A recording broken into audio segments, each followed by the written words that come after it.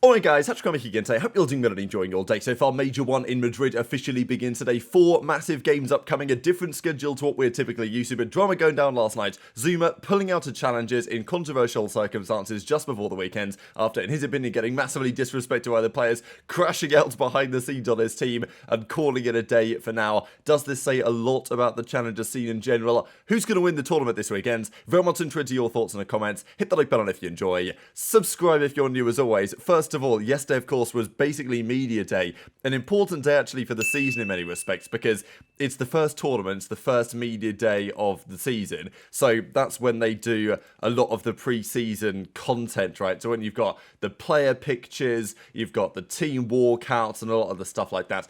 A lot of it's all recorded on yesterday. So here's FaZe, Enjoy Madrid, many other teams as well. This is pretty cool. I like these shots actually from the Falcons. This is pretty much where the venue is. So it's a big tennis stadium basically, and then outside of it you've got all these tennis courts, most of which were flooded yesterday. But the Falcons managed to find somewhere where it wasn't, and here they are walking around. So I thought this is pretty nice stuff actually. So the Falcons, as always, their social media is cooking, but you know how their team's going to get on, we'll see. They've got a pretty tough matchup, I think, because they play the loser of, I think, the 4th or the 5th seed, so I think either Ravens or Thieves, which is going to be a bit of a challenge in the second round, or in the first round, I suppose, for them. But these were some of the shots here from the media day. So, yeah, they've got loads of space at this venue, which is nice. I think in Boston, they had to, where they did the first event last year, it's a great venue, I really liked it in Boston, but like they had to repurpose some of the space, whereas this is a big event venue, and it's the type of venue that Toronto, who are kind of hosting this event, tend to like to run events at. It's a sports venue at the end of the day, and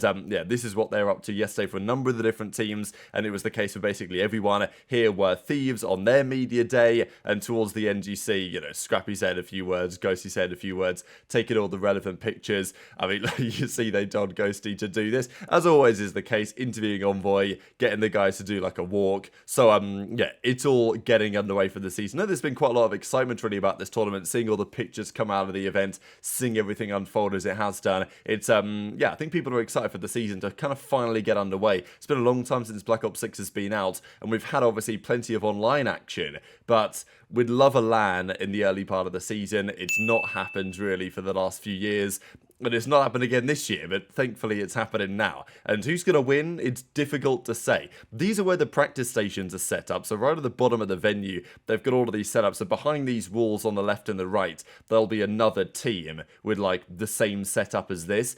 I think the teams they tend to prefer it when they can all sit next to each other. So, you know, it's not exactly always perfect, and a lot of the practice rooms will look like this, but some of the practice rooms we've had in the past, I think even, was it the Toronto event or some other one, where they would be set up basically in like the washrooms of the players or whatever, like where the showers were, but they could at least set up all next to each other, whereas here is a good little makeshift setup, but the players, in an ideal world, they prefer to practice exactly how they play, so they'd love to be able to sit all next to each other as they're going to play on the main stage, but it's not always possible. So this is the setup they're going for right here, and of course, you know, you've got the coach and everything like that when they were trying to get some scrims going as of yesterday, and I think there was some sort of technical delays yesterday. I don't know if it was server related or there was some sort of issue with the game client, and well, the pros were having a hard time getting scrims in, at least in the early part of the day. I imagine that changed as time went on and they got some practice in. But I gotta say, it wasn't exactly the perfect start to the weekend on paper, because we are a little bit concerned this weekend about technical delays and what that might mean, because the venue is operated effectively by the government and they have pretty serious restrictions on when it's going to be closed by. There is going to be some degree of grace, I imagine, but the matches are scheduled to finish at 10. The venue is meant to close at 10. So, like, I think that will not be how it is. But if it runs too much later, there is a realistic possibility, I think, that they're asking, I don't know, the fans in the venue to leave and go home for the night and they continue the matches. I don't know what the plan will be. We'll see. Hopefully it's not an issue, but knowing CODs, it might well be an issue. And yesterday, it was not exactly all plain sailing. I thought this is great as well from aBeZy, kind of talking about how all the watch party stuff has happened, how much it costs for them to make it work, because they've got a ton of watch parties there. I'm going to be there today, of course, as well. In the venue, we've got a great setup for the show. If you guys are watching this right now, there's a pretty good chance that our pre-show is already live on YouTube on the Breaking Point channel. So after you watch this, go ahead and check that out and enjoy the show on the day, because it's going to be a great time. We've got a great setup up there. Toronto always kill it, like especially because this event's over here in Madrid. I did wonder, because in Toronto, when we've been there for the events, they've always been incredibly kind of courteous and helped us with absolutely everything we need. And I thought over here in Madrid, because okay, they're still running it, but it's not in Toronto, I thought it would be more of a challenge. But no, it's been, honestly, the support has been mega so far, and I'm sure that's not going to go away anytime soon. This is the venue setup. I find it kind of funny because usually it's the league tweets this. Now, obviously, Adamu and Toronto are running the event, so he can do what he likes, basically. But it's always considered, until the league tweets out the photos of the venue, it's kind of meant, you're not meant to do it, really, even if you're there. But yeah, this is Adam going, these are the co-streaming rooms, basically. So this is the venue, just to take a look at it. Now, they could have maybe set this up differently, just because this stadium seats something like 12,000 people. And there's not going to be 12,000 people here. Like, as great as it would be to sell out an arena like that, it doesn't seem like that's going to be happening. Certainly on the first couple of days, I don't imagine it's going to be, there's not going to be 12,000 people. So they probably could have set it up differently. I remember the Copper Box a couple of years ago in London, when what they did was put a big black curtain up and basically just cut off half the venue, because, you know, if you've got half the venue exposed, but it's only half a venue full, then it feels better if you just, you know, basically cut off half the venue, and then behind the black curtain you have all the production stuff in the back. That's not really how they've done it, but these are some of the setup images, and this is from near enough like where Gutaga's going to be co-streaming from. I think he might be a little bit further down, but this is one of the co-streaming boxes, basically, and this might be from our room, and it might be while we weren't there, or it might be from another room close by, but this is pretty much what's going on. So they were setting up the stage, and this is where the co-streaming rooms are around the top, basically, and this, after they finish setting up the day, is what the main stage is going to look like for tomorrow. So again, the crew just did a mega job making all this work, and it looks spectacular. There's going to be, yeah, obviously fans on the floor, and then fans in the stands around where they'd want to be.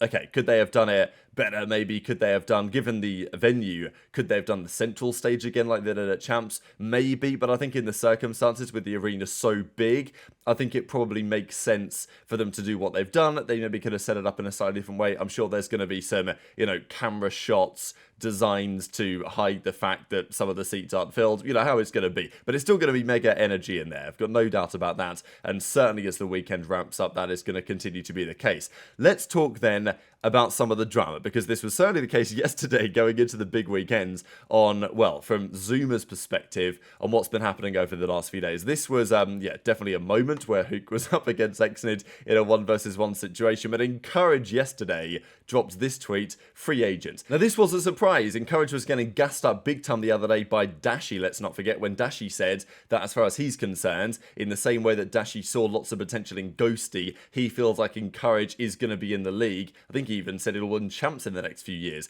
But Encourage's performances when he's played on LAN, and he's only like 18 or whatever, but his performances so far in his career and recently on this kind of Stallions team for this season have not been quite as strong, and it seems like his Stallions teammates, you know, Abe, Lurks, and is it Merc or whatever, they decided that they wanted to change tack of the team, and they wanted to get Arcetes in instead. So they decided they were going to make the decision. Encourage was gone, Arcetes was in, locked up, done deal, congratulations. And look, is Encourage the greatest player of all time? I mean, not yet. Obviously, he's very talented, and he has been a staple member of that team for some time, which I think is why dropping him especially caused so much controversy in the scene, to say, hang on a second, in many respects, Encourage was like the name of the team, and like, okay, the face of the team, the name of the team, whatever you want to say.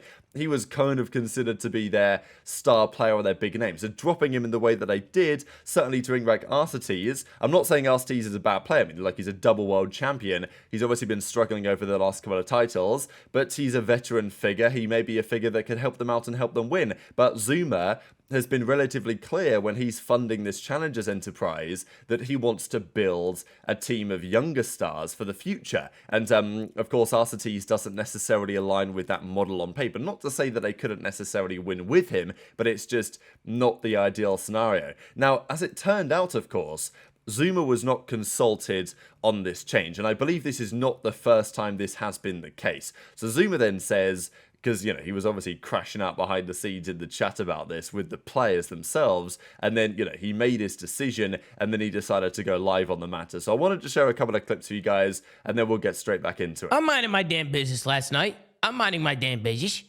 right?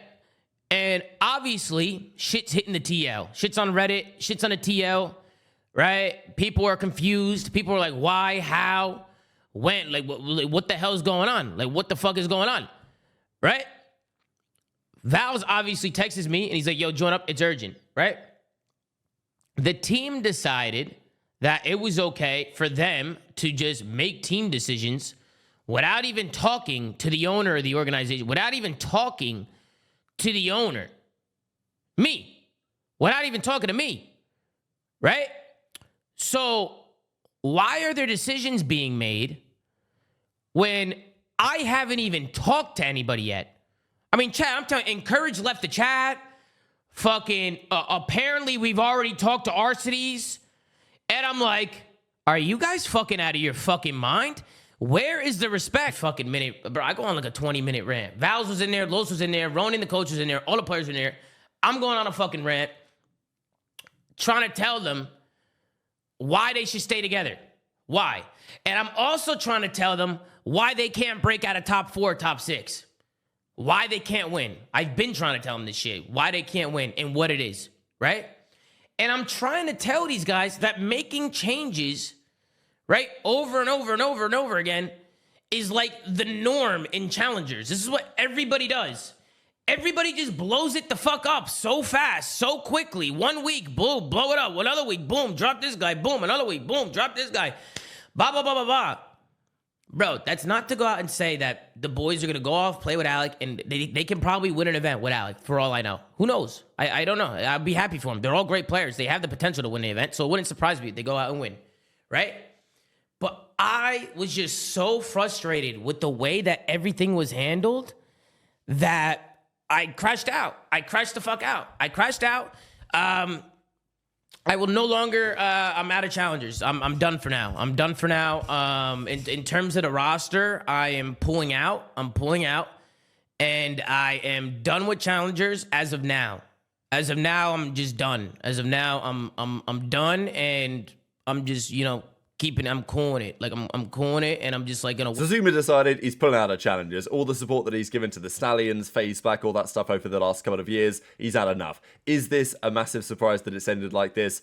Maybe not. It is a shame, I think, especially because like Methods was going to get involved, and then he probably realized all the hassle and the stresses and, you know, everything involved, and also the money involved in making this work, because I just feel bad in a sense, like, for ZooMaa and for the whole situation, because it's not good for challenges. But I think for ZooMaa, like, he's given these guys so many opportunities, opened the doors for them to play in tournaments with the pros, right? I mean, there'd be tournaments the ZooMaa would run where the Stallions would get an invite.